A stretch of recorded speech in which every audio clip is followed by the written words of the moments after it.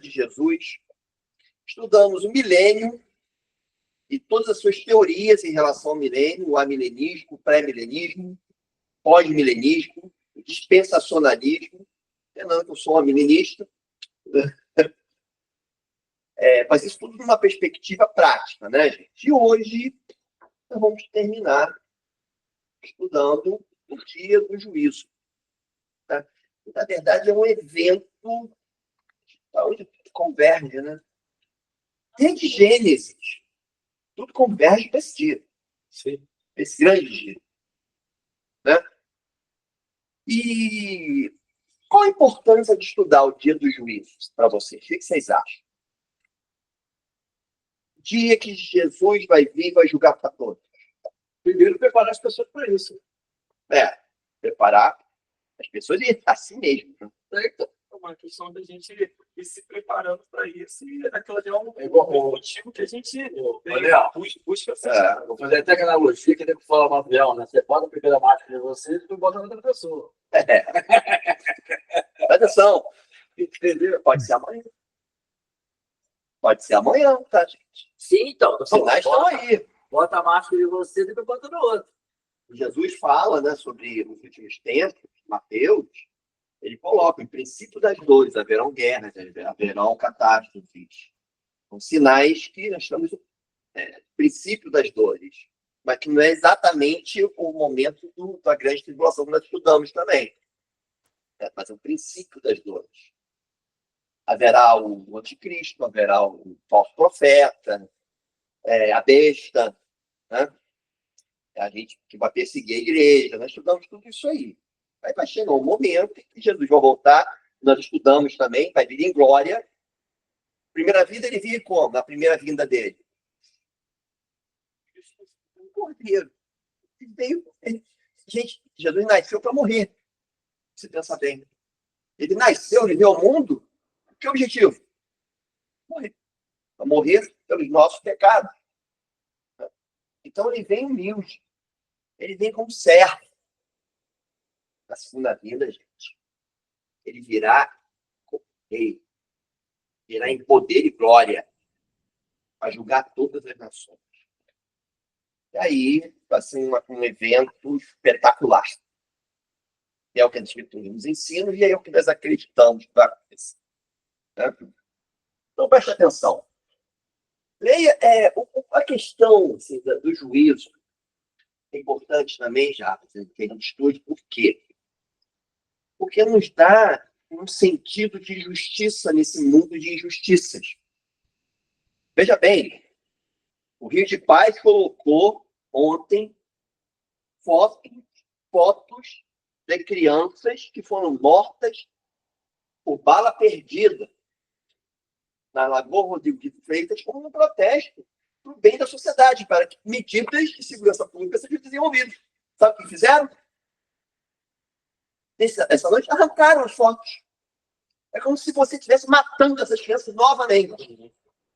Aí você vive num mundo cercado de injustiça, de maldade. Você vai filmar, não? Vai pegar as pessoas? Provavelmente. Né? Então, já estão vendo.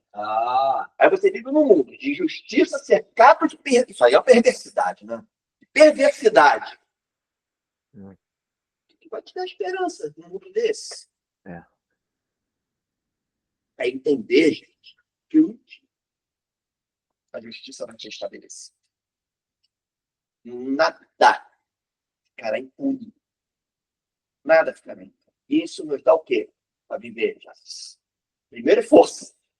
Para que você trabalhe pela justiça de Deus. Justiça social. Coragem, determinação. Segundo, esperança. Tipo nós da fé. Esperança. Mas segundo, esperança. Um dia as coisas vão se acertar e nós viveremos num mundo completamente justo. Né, Márcio? Completamente justo. Eu achei uma perversidade, mas é simbólico. Né? Você tirar foto de crianças, é como se você tivesse assim, quero tornar essas crianças invisíveis. Quero mantê-las invisíveis para a sociedade, né? Mas a gente vive nisso, a guerra da Ucrânia, a guerra de Gaza, crianças palestinas sendo soterradas. né? Jovens israelenses sendo resgatados, estuprados e mortos. É o mundo que a gente vive. E você olha para isso, e às vezes você vê um perverso desse prosperando.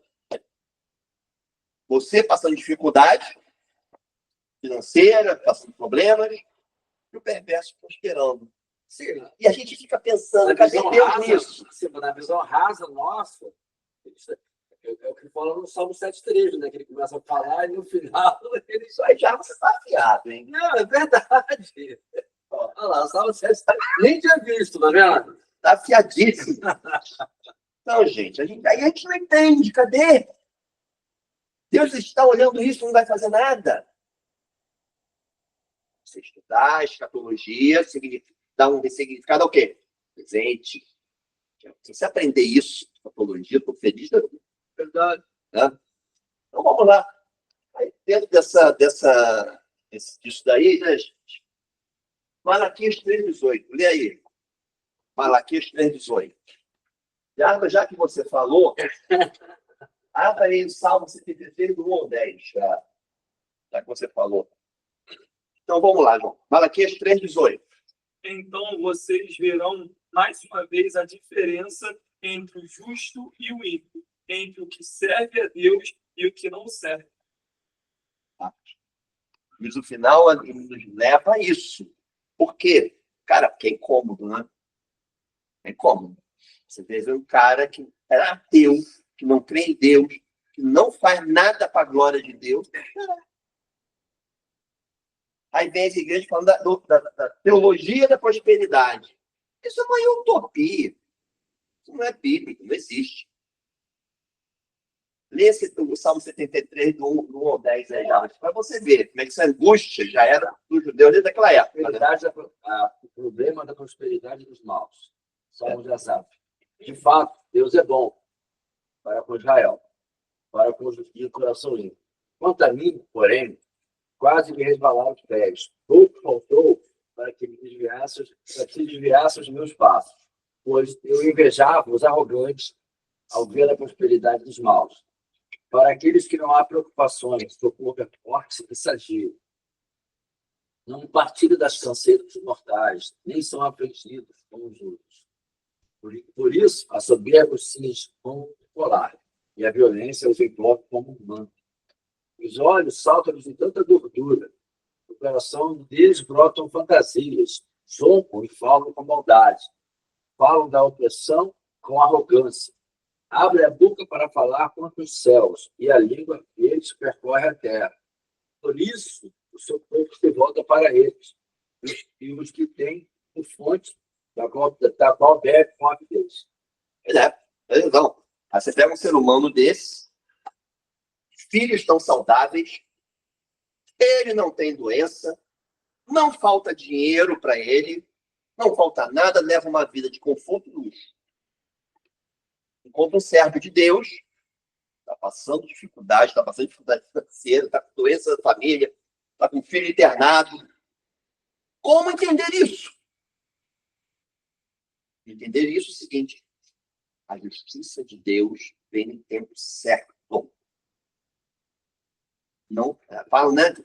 Da popular, tarda, mas não falha, né? Lê o versículo, já leu 27, 28, 73 aí para a gente, já para você. 27, 28. 27, 28, do 73, isso. Deixa eu voltar aqui dele. Volta nele aí.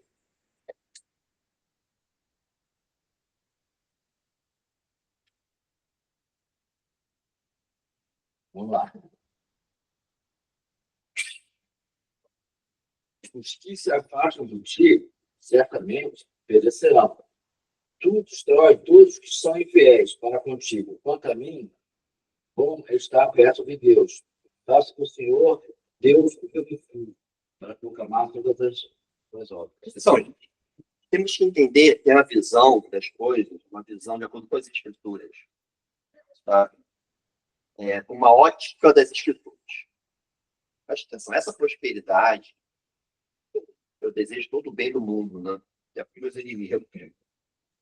Mas essa prosperidade ela é temporal. A nossa prosperidade como cristãos, Ela é atemporal. Ela começa aqui porque mesmo passando por tudo que eu possa estar passando na vida, eu passo isso me aproxima de Cristo. Isso, e aí me dá paz.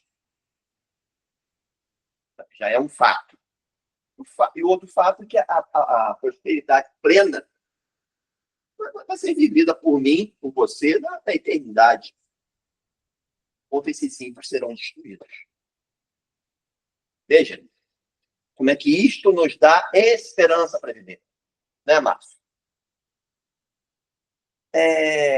Gostaria que lesse, então, só para a gente concluir esse pensamento.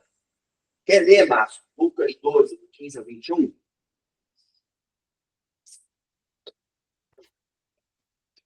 A gente concluir para a gente entrar no juízo final em si, no dia do juízo em si, né? E disse-lhes: acautelai-vos e guardai-vos da avareza, porque a vida de qualquer não consiste na abundância do que possui. E propôs-lhes uma parábola, dizendo: a herdade de um homem rico tinha produzido com abundância. E arrazoava ele entre si, dizendo: que farei? Não tenho onde recolher os meus frutos. E disse: farei isto. Derribarei os meus celeiros e edificarei outros maiores. E ali recolherei todas as minhas novidades e os meus bens. Direi à minha alma: alma, tens o depósito por muitos bens para muitos anos. Descansa, come, bebe e folga. Mas Deus lhe disse: louco, esta noite te pedirão a tua alma. E o que tens preparado para quem será? Assim é aquele que para si a vida tesouro, que não é rico para com Deus. Veja bem. Olha, isso é muito profundo. Olha o pensamento da pessoa longe de Deus que vive para a riqueza. Ele pensa em expandir os celeiros. Ele pensa assim que aí eu expandir o celeiro, ligando mais e mais, mas a minha alma vai ter paz. Só que a gente tem um vazio dentro de nós do tamanho de Deus. Você nunca vai ter paz. E isso é temporal. A morte iguala tudo, gente. Não é? A morte iguala todo mundo. Amanhã, ele expandiu os celeiros. Amanhã, sua alma vai ser requerida. E aí? Posso ter uma passagem que você botou aqui? Pode, claro. Você vai até somar aquela passagem de Atos 12, 21, 23, quando Herodes é morto. Leia. Em dia designado, Herodes, vestido de traje real, assentado no trono, dirigido a palavra. E o povo gritava: é a voz de um Deus, não de um homem. No mesmo instante, o anjo do Senhor feriu Herodes, por ele não ter dado glórias a Deus, e vermes ele morreu. Olha só, era o rei. Era o rei, cheio de luxo. Morreu. Então, pessoal, primeiro, assim, para nós cristãos, toda a dificuldade que a gente possa ter hoje, entenda que Deus não dá parte disso. Sim. Pelo contrário, qual é o objetivo maior de Deus? É nos aproximar dele, disciplinarmos. Então, muitas das vezes, a gente passa por certas coisas para que isso nos aproxime de Cristo, que é a meta da nossa vida. Verdade. Principal. Não é ficar rico. Óbvio que Deus pode te abençoar e você ficar rico. Mas ele No seu sabe trabalho, sempre te dar condições de trabalhar. Sim, mas não é a meta final. Não é a meta final. Certo? Se eu falar essas igrejas aí pentecostais, você pode apanhar, né? Vou sair escorraçado, né? Então, presta atenção. Vamos agora, então, ver exatamente como será o juízo final, o dia do juízo do Senhor. Tá? A passagem que melhor explica isso foi o próprio Senhor Jesus, em Mateus 25, 31, 46. É que melhor explica. Tá? Então, nós estudamos o seguinte: haverá grande tribulação e o Senhor vai voltar em majestade e glória. E a partir do momento em que ele voltar, os mortos ressuscitarão. A igreja será arrebatada. Todos serão julgados. Todos. Todo joelho se dobrará. Todos serão julgados. Então, como se dará isso? João, vou te dar a honra de ler essa passagem. Mateus 25, do 31 ao 46. É a melhor explicação de como se dará. Apesar do Apocalipse também, 20, também nos ensina muito. Mas Leia aí, sabe João. que Jesus falou, né? Quando o Filho do Homem vier na sua majestade e todos os anjos com ele então se assentará no trono da sua glória. Todas as nações Peraí, serão eu vou interromper e deixar valendo, tá? Então, primeiro é o seguinte, ele virá em majestade e glória. Vai vir, mas como cordeirinho, tá? Deus e homem, como rei, majestade e glória. E com os anjos, sentará no seu trono. Ou seja, os anjos como servos de Deus, né? Terão participação disso aí. Continue, João.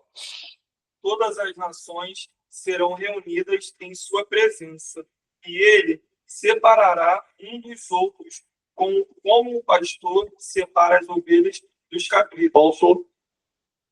Todas as nações, todos serão julgados. Todos passarão por julgamento. Porque senão seria um Deus injusto. Você quer justiça? É a justiça de Deus. E todos serão julgados. Não vai ter um ser humano que tenha pisado nessa terra que não vá ser julgado. Todos, inclusive os mortos. Vamos ver Apocalipse. Todos serão julgados. E aí haverá uma separação. As ovelhas, como pastor, aí ele usa a figura, uma metáfora, né? Como um pastor separa as ovelhas dos cabritos. Haverá uma separação. Um lado do outro. Continua. Porá as ovelhas à sua direita e os cabritos à sua esquerda. Então o rei dirá aos que estiverem à sua direita: venham. Então agora ele está falando os que estão à direita, as ovelhas. Né? Vamos lá. Continua. À sua direita: venham, benditos de meu Pai, venham herdar o reino que está preparado para vocês desde a fundação do mundo. Continua. Bom, bendito, desde a fundação do mundo. Igual Antônio, abre aspas. Benditos. Então, desde a fundação.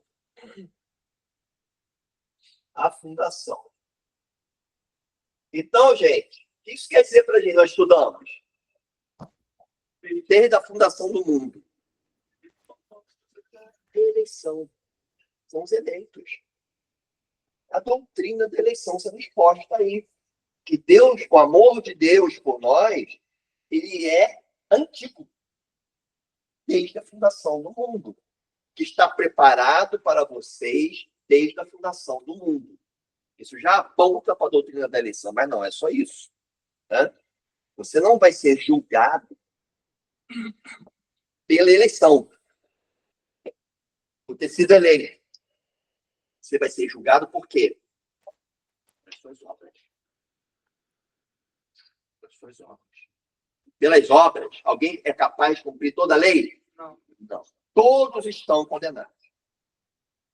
Eu vi uma pregação do Hernandes sobre até o tema que você deu aula no domingo passado, sobre Romanos 7. Ele falou que a lei ela é perfeita. Quem está errado somos nós, que não conseguimos cumprir ela perfeitamente. O casamento entre a gente e a lei, ela não é perfeita por conta da gente, porque é a gente que acaba não sendo recíproco com a lei, porque se fosse recíproco em relação a cumprir ela perfeitamente, seria um relacionamento perfeito, entendeu? A lei é santa. Ela foi feita por Deus. É boa, é santa. Nós temos que amar a lei de Deus. Mas pela nossa condição depravada, pelo pecado, nós não conseguimos cumprir a lei. Isso é óbvio. É só você olhar o mundo. E um dos exemplos que foi dado em Romanos 7 foi sobre não cobiçarás. Ele poderia ter dado todos os outros exemplos em relação aos pecados, às leis, né? Todas as outras normas. Mas ele pôs não cobiçarás porque é a única que ninguém consegue ver. Porque aqui a gente pode estar na igreja bonito, servindo, mas a nossa mente, ela está... Passa um monte de coisa na sua cabeça, gente. Eu peço a Deus misericórdia para estar aqui ensinando. Porque Deus sabe o que passa na minha cabeça. E assim, eu dependo da graça. Se for por mim mesmo, é de cabeça para o inferno. Tá? Não tem jeito, é graça. Então, foi preparado desde a fundação do mundo. Todo amor. Mas foi criada desde a fundação do mundo, a eleição, ela veio desde Adão e Eva ou ela veio depois da queda? Antes da fundação do mundo. Porque, um exemplo, Adão e Eva eles já eram salvos. Aí depois já eram... Sim, eles não tinham pecado não tinha original. pecado, Deus tem que entender os atributos de Deus. Ele é onisciente. Ele sabe todas as coisas, das suas possibilidades. Ele já sabia daquilo que o homem iria cair. Sabia e permitiu. E ainda mais longe, decretou. Tá? Por quê? Não sei. Tem coisa em teologia que não dá para saber. O que nós podemos ver nas Escrituras é que antes da fundação do mundo, Deus escolheu salvar um grupo de pecadores. Ter misericórdia. Não exercer a não justiça. Grupo de pecadores, onde nós, pela graça, estamos incluídos. Deus resolveu amar. Existe um amor complacente, um amor diferente. Por que amor João? Amor Jarbas? Por que você não morreu naquele acidente? Não dá para saber. Não dá para saber. Mas o fato é que desde a fundação do mundo, eles fazem que é antes do mundo ser mundo. Tá? Isso já estava preparado. Tá? Continue. Porque tive fome e vocês me deram de comer. Tive sede e vocês me deram de beber.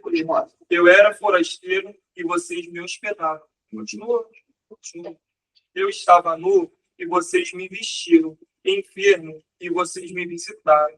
Preso e vocês foram me ver. Então os justos perguntarão: quando foi que vimos o Senhor com fome e lhe demos de comer? Ou com sede e lhe demos de beber? E quando foi que vimos o Senhor como forasteiro e o hospedamos? Ou nu e o vestimos? E quando foi que vimos o Senhor enfermo ou preso e fomos visitá-lo? O rei respondeu: lhes dirá que em verdade lhes digo, que sempre que o fizeram um destes, os meus pequeninos irmãos, foram a mim que o fizeram. Então o rei dirá também aos que estiver. Ponto. Vamos lá. Ponto. Abre aspas. Presta atenção, gente. Olha só. Quer dizer que então eu sou salvo pelas obras. Tem muita gente que fala. Mas não é isso. Olha. Nossa relação de salvação com Deus é uma relação vertical e horizontal. A relação vertical é a minha relação minha com Deus, onde eu sou salvo pela graça. É uma obra monergística, totalmente do Espírito Santo. Então, é algo sobrenatural que o Espírito Santo faz no nosso coração, transforma para que a gente possa ouvir o Evangelho, se arrepender dos nossos pecados, crer em Cristo, ter fé em Cristo, e daí sermos justificados. Então, você consegue ver isso? Isso! Você não vê. Você vê a minha justificação? Você consegue ver que eu sou justo? A justificação que o Espírito Santo fez dentro de mim? Não consegue. O que é evidente? É óbvio. É a relação horizontal da salvação. É como eu trato meu irmão. É como eu expresso o amor de Jesus no meu trabalho, na minha família, a quem está precisando, a quem passa necessidade, quem cruza o meu caminho, problemas, eu ajudo.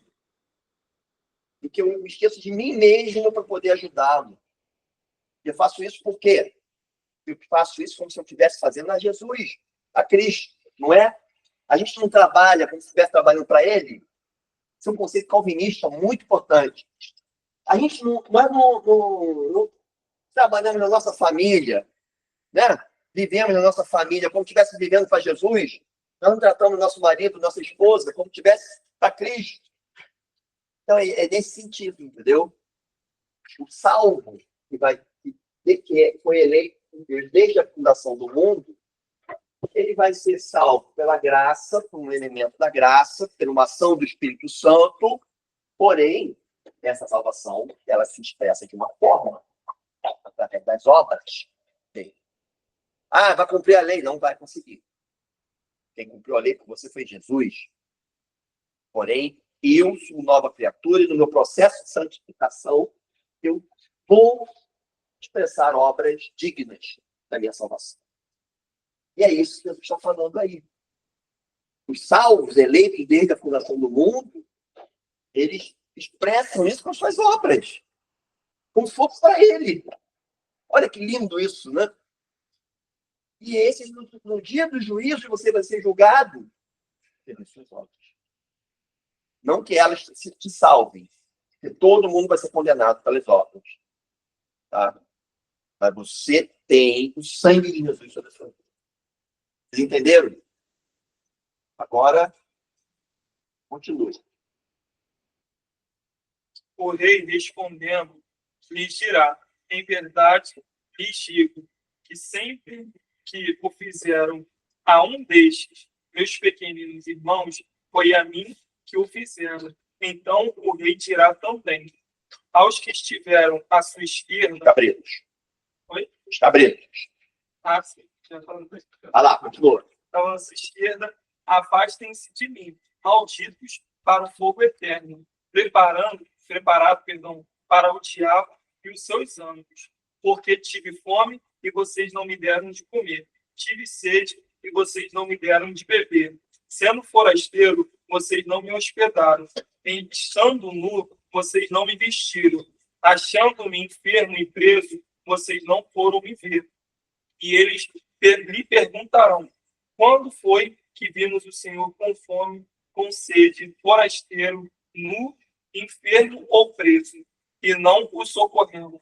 Então o rei responderá: em verdade lhe digo, sempre que o deixaram de fazer a um destes mais pequeninos, foi a mim que os deixaram de fazer. Então eles tiram para esse castigo, e estes irão para o castigo eterno, porém os justos irão para a vida eterna. Amém. Preste atenção. Não que o ímpio não faça boas obras. Ele até pode fazer alguma boa obra, não cristão. Só que ele faz isso com seu próprio ego, para si mesmo. Ele não faz como se estivesse fazendo para Cristo. Não é uma marca do cristianismo, não é uma marca do amor de Deus. Entende? Então, não é do interesse dele ajudar por amor puro uma pessoa que está passando fome.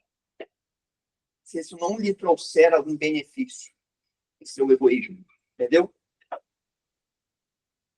Então, uma marca do cristão é o que você faz com o seu cristianismo, no dia a dia. Fala isso para mim, tá, gente? É uma coisa de reflexão para gente. Jesus voltar amanhã, saiba, ele vai te julgar pelas suas obras. O que nós temos feito? Vai me julgar pelas minhas obras. Será que eu estou ajudando quem está precisando? Será que eu estou fazendo o meu máximo, como se estivesse fazendo a Cristo? Isso é duro.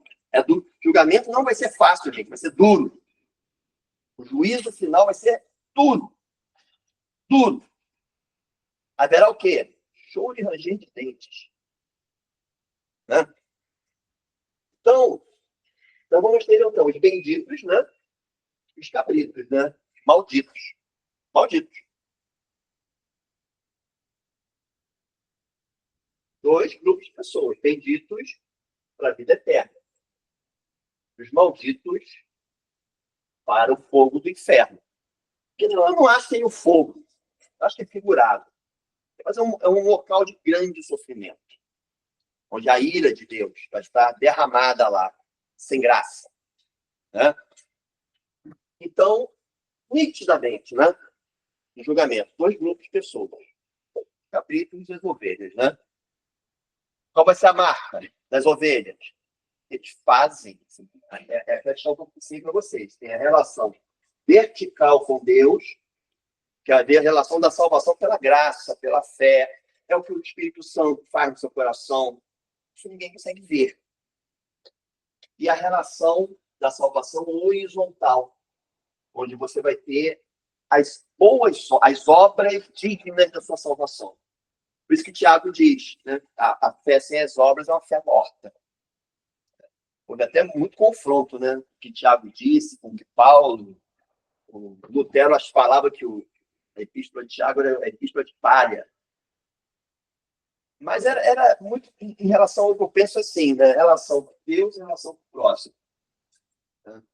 Então, preste atenção. Aqui uma coisa interessante, você falou, você tocou na Paula, agora tive um insight agora. Vai lá, manda aí já. Você vê que Saulo, quando era Saulo, que obra que ele fez? Obra legalista, né? Não, mas como Paulo, pobre, olha a obra que ele fez.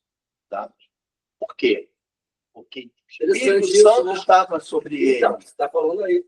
E a mudança que ocorre no ser humano após a sua salvação, ela é evidenciada de que Paulo é o forma? maior exemplo disso. Pela sua relação no trabalho, na igreja, na sociedade, com os irmãos. E Calvino, ele valorizava muito isso aí, nos estudos dele, nesse instituto. Paulo é um exemplo claro. O evangelho, ele gera um progresso, por quê? Porque você passa a fazer tudo conforme, como se estivesse fazendo a Cristo. Então, sem poder nenhum. Paulo não tem poder nenhum. Então, tem essa dicotomia, realmente, são dois grupos de pessoas. Agora vamos ler o modus operandi mesmo do julgamento com um pouco mais de detalhe. Tá? Márcio, quer ler para mim, por favor? Apocalipse 20, do 11 ao 15. É fantástica essa passagem, tá? Quero te dar alguns detalhes interessantes. Do final.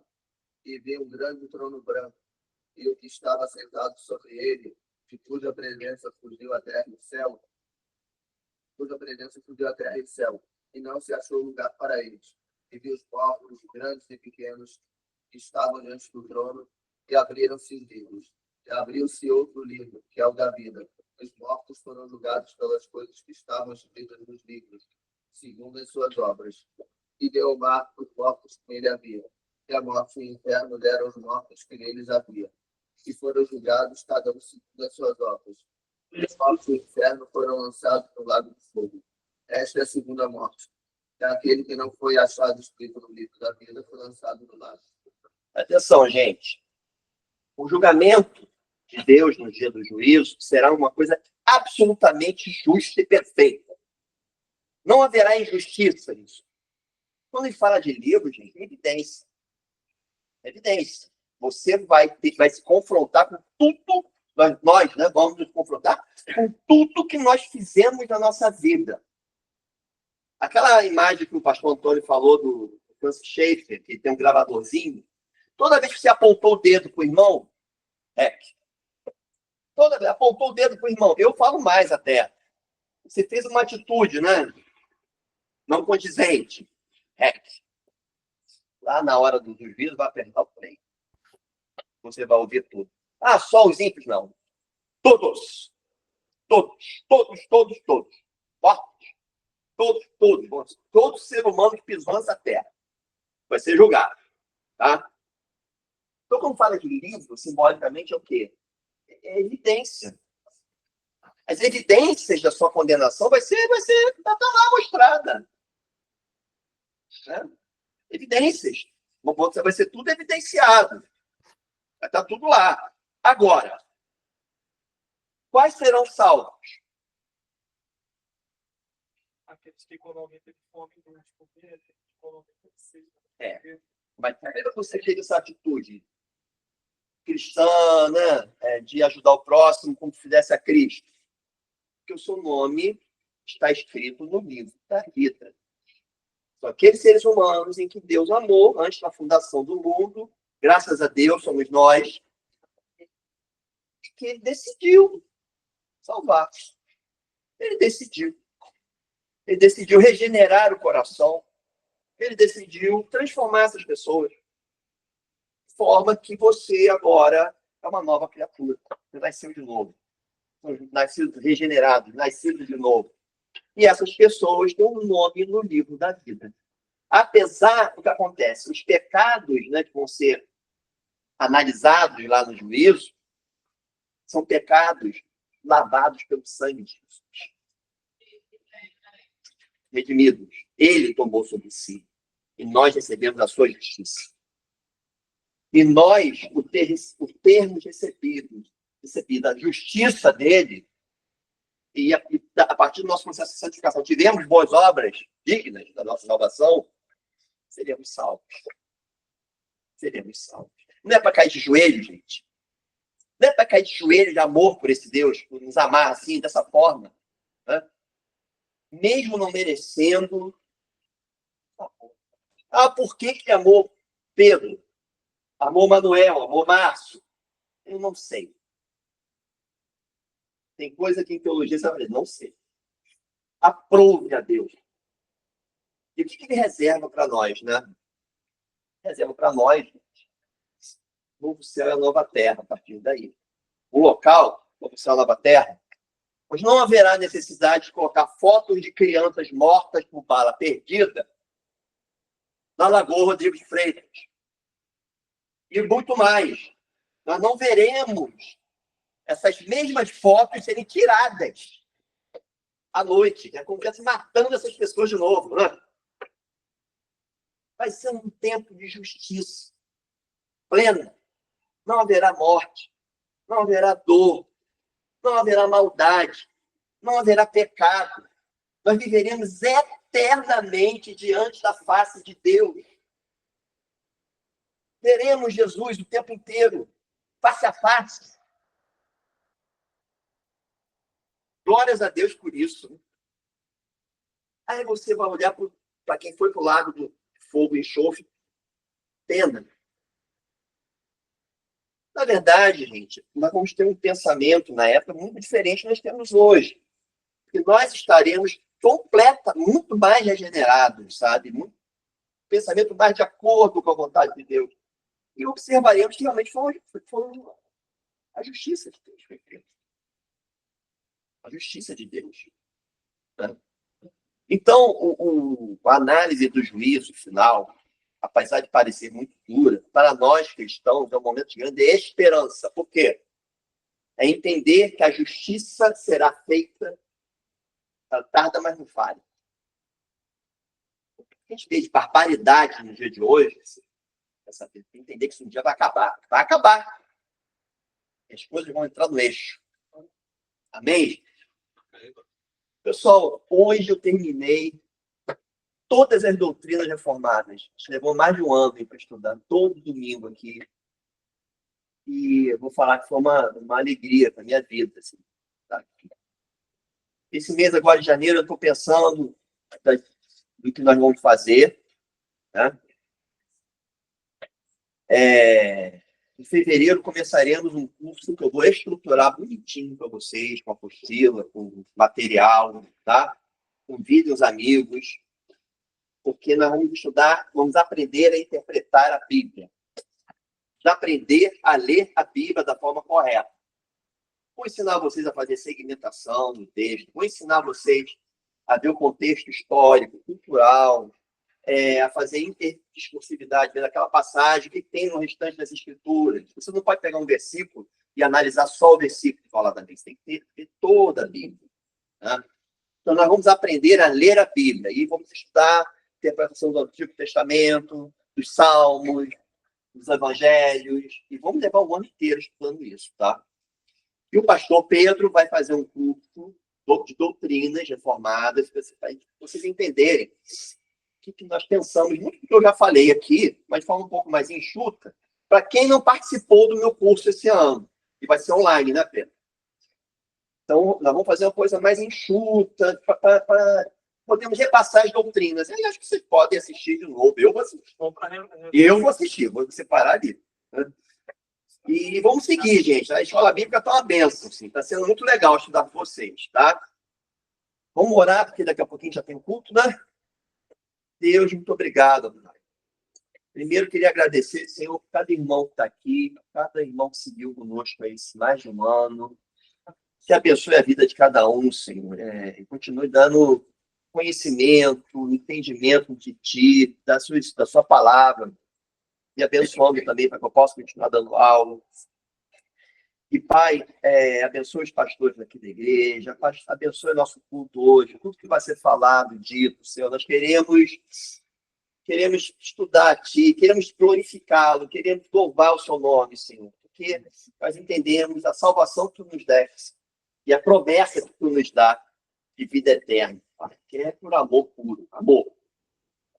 Às vezes nós não entendemos, mas é amor, Senhor. E fica conosco, Pai, nos ajuda, nos proteja hoje no dia, no nome de Jesus, amém. Muito bem, pessoal.